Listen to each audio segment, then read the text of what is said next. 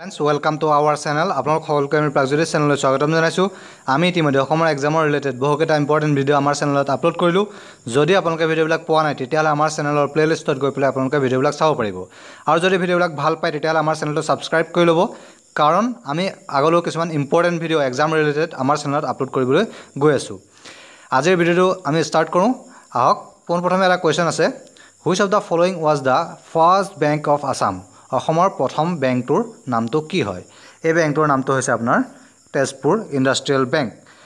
Option D is the correct answer. এইটো আপোনাৰ অসমৰ প্ৰথম বেংক। ইয়াৰ স্থাপনা হৈছিলে 1913 চনত। 1913 চনত তেজপুৰ ইণ্ডাষ্ট্ৰিয়েল বেংকৰ স্থাপনা হৈছিলে। মনত ৰাখিব, এইটো এটা ইণ্ডাষ্ট্ৰিয়েল বেংক হয় আৰু অসমৰ যোনটো প্ৰথম পাব্লিক ছেক্টৰ বেংক তাক আপোনাৰ প্ৰাগজ্যোতিষ বেংক বুলি জনা যায়। সেই বেংকটোৰ স্থাপনা হৈছিলে 1976ত, 1976 চনত। ঠিক আছে, আপোনাৰ প্ৰথম বেংকটোৰ স্থাপনা হৈছিলে 1913 চনত আৰু প্ৰথম যোনটো পাব্লিক ছেক্টৰ বেংক তাৰ স্থাপনা হৈছিলে 1976 চনত। প্ৰথম আমাৰ পাব্লিক ছেক্টৰ বেংকটো হৈছে আপোনাৰ প্ৰাগজ্যোতিষ বেংক বুলি কোৱা হয়, আৰু যোনটো ইণ্ডাষ্ট্ৰিয়েল বেংক এইটো আপোনাৰ অসমৰ প্ৰথম বেংক নামে তেজপুৰ ইণ্ডাষ্ট্ৰিয়েল বেংককেই জনা যায়। নেক্সট কুৱেশ্যনটো আছে যে which of the following Ahom king mobilise some ধুজ or lazies to construct the ধুদৰ আলি? ধুদৰ আলি এটা বিখ্যাত আলি, সকলোৱে নিশ্চয় জানে। এই আলিটো আপোনাৰ কনষ্ট্ৰাক্ট কোনে কৰাইছিলে সেইটো বিচাৰিছে, আৰু এই আলিটো বনোৱা হৈছিলে কিছুমান ধুদৰ দ্বাৰা, অৰ্থাৎ কিছুমান এলেহুৱা মানুহৰ দ্বাৰা। যে সেই সময়ত অসমত যিহেতু বহুতো ধুদৰ আপোনাৰ এলেহুৱা মানুহৰ সংখ্যা বাঢ়ি গৈছিলে, সেই হেতুকে গদাধৰ সিংহই কি কৈছিলে, সেই এলেহুৱা মানুহখিনিক লগাই পেলাই আপোনাৰ ধুদৰ আলিটো কনষ্ট্ৰাক্ট কৰাইছিলে। ইয়াৰ কনষ্ট্ৰাকশ্যন কৰিছিলে গদাধৰ সিংহই। ঠিক আছে, নেক্সট কুৱেশ্যনটো আছে যে which of the following period was called as the dark age of Assamese language? অসমীয়া ভাষাৰ কাৰণে ডাৰ্ক এজ বুলি তলৰ কোনটো পিৰিয়ডক আপোনাৰ জনা যায়? এই পিৰিয়ডটো হৈছে আপোনাৰ 1836 পৰা 1873 চনলৈ। প্ৰায় 37 বছৰ কাল অসমীয়া সাহিত্যৰ কাৰণে, অসমীয়া ভাষাৰ কাৰণে আপোনাৰ কি বুলি কোৱা হয়, ডাৰ্ক এজ বুলি জনা যায়। কিহৰ কাৰণে ডাৰ্ক এজ বুলি জনা যায় আমি নেক্সট কুৱেশ্যনটোত জানিম। এই কুৱেশ্যনটোত আছে যে 1836 AD was crucial in case of Assamese language and literature because 1836 চনটো আপোনাৰ তাৰপিছত 1836 চনৰ পৰা আপোনাৰ কি হয়, অসমীয়া সাহিত্য বা অসমীয়া ভাষাৰ কাৰণে এটা ক্ৰুচিয়েল সময় বুলি কোৱা হয়। কাৰণটো কি হয় সেইটো বিচাৰিছে। কাৰণটো হৈছে আপোনাৰ Bengali language was imposed over Assamese as the British took over Assam. সেইটো কৈছে, সেইকাৰণে আপোনাৰ ডাৰ্ক এজ বুলি আপোনাৰ ক্ৰুচিয়েল বুলি কোৱা হৈছে 1836 চনটো। আৰু এই সময়ছোৱাত কি কৰিছিলে, ব্ৰিটিছে যেতিয়া আপোনাৰ 1826 চনত ইয়াণ্ডাবু সন্ধিৰ দ্বাৰা অসমক আপোনাৰ ব্ৰিটিছৰ হাতলৈ নিছিলে, তাৰপিছত কি কৰিলে 1836 চনত ব্ৰিটিছে কি কৰিলে, অসমত বেংগলী লেংগুৱেজটো আছামিজ লেংগুৱেজক অধিগ্ৰহণ কৰি পেলাই বেংগলী লেংগুৱেজটো অসমত ইম্প'জ কৰি দিলে। চ' সেইকাৰণে কোৱা হয় 1836 চনৰ পৰা 1873 চনলৈ এই সময়ছোৱাক আপোনাৰ প্ৰায় কোৱা হয় যে dark age of Assamese language. ঠিক আছে, মনত ৰাখিব, এটা ইম্পৰ্টেণ্ট কথা হয়, কাৰণ অসমীয়া সাহিত্যৰ লগত ৰিলেটেড, অসমীয়া ভাষাৰ লগত ৰিলেটেড পৰীক্ষাবিলাকত প্ৰায় আহি যাব পাৰে। নেক্সট কুৱেশ্যনটো আছে যে when did the Moamoria revolt for the second time? Moamoria revolt second টাইমৰ কাৰণে আপোনাৰ কেতিয়া হৈছিলে সেইটো বিচাৰিছে। ইয়াৰ আনচাৰটো হৈছে আপোনাৰ 1782 চন।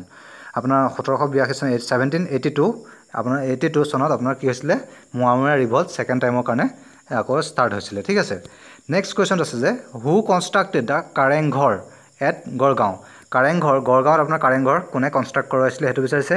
ইয়াৰ আনচাৰটো হৈছে আপোনাৰ ৰাজেশ্বৰ সিংহ। ৰাজেশ্বৰ সিংহই আপোনাৰ গড়গাঁৱত কাৰেংঘৰৰ স্থাপনা কৰিছিলে, এষ্টাব্লিছ কৰিছিলে, আৰু আপোনাৰ প্ৰমত্ত সিংহই কনষ্ট্ৰাক্ট কৰিছিলে আপোনাৰ ৰংঘৰ। ঠিক আছে, ৰংঘৰৰ কথা পৰীক্ষাত আহি যাব পাৰে, চ' আপোনালোকে মনত ৰাখিবলৈ চেষ্টা কৰিব, ৰংঘৰ কনষ্ট্ৰাক্ট কৰিছিলে আপোনাৰ প্ৰমত্ত সিংহই। ঠিক আছে, নেক্সট আহিছে হু build the Umananda temple? Umananda টেম্পলটো কোনে বনোৱাইছিলে?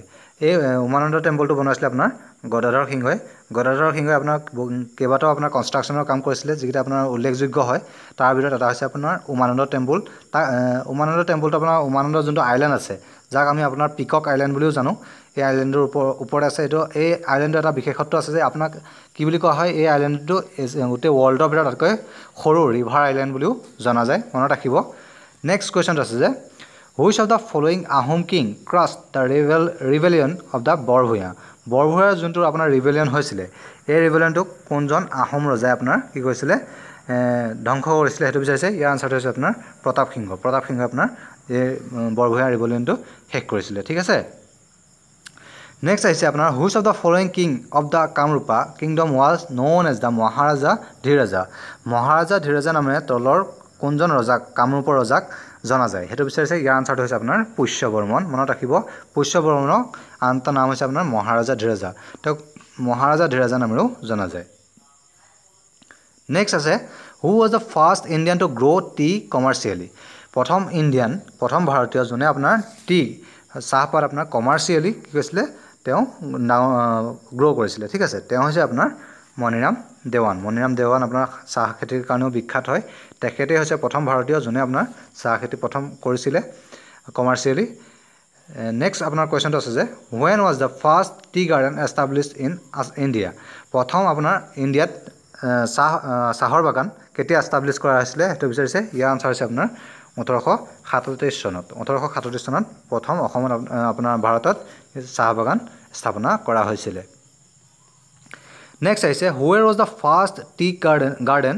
established in India গোটেই ভাৰতৰ ভিতৰত প্ৰথম আপোনাৰ টি গাৰ্ডেন ক'ত এষ্টাব্লিছ কৰা হৈছিলে সেইটো বিচাৰিছে ইয়াৰ আনসাৰ হৈছে আপোনাৰ চাবুৱা ডিব্ৰুগড়ৰ চাবুৱা নামৰ চহৰত আপোনাৰ প্ৰথম টি গাৰ্ডেন এষ্টাব্লিছ কৰা হৈছিলে নেক্সট কোৱেশ্চনটো আছে when was the Assam Tea Company began commercial production Assam T কোম্পানীয়ে কমাৰ্চিয়েল বিজনেছৰ কাৰণে আপোনাৰ কমাৰ্চিয়েলি কেতিয়াৰ পৰা আপোনাৰ চাহপাত আপোনাৰ উৎপাদন কৰিবলৈ লৈছিলে সেইটো বিচাৰিছে ইয়াৰ আনসাৰ হৈছে আপোনাৰ 1840 চন আপোনাৰ 1840 পৰা আসাম টি কোম্পানীয়ে কমাৰ্চিয়েলি আপোনাৰ প্ৰডাকশ্যন কৰিবলৈ লৈছিলে নেক্সট কোৱেশ্চন আছে যে Maniram Dewan was hang because Maniram Dewan যোনে আপোনাৰ কি কৈছিলে প্ৰথম ভাৰতীয় যোনে কমাৰ্চিয়েলি চাহ খেতি কৰিবলৈ লৈছিলে তেখেতৰ কি হৈছিলে ফাঁচি দিয়া হৈছিলে এই ব্যক্তিগৰাকীক কিহৰ কাৰণে ফাঁচি দিয়া হৈছিলে সেইটো বিচাৰিছে ইয়াৰ আনসাৰটো হৈছে আপোনাৰ option B he was identified as the kingpin of the plot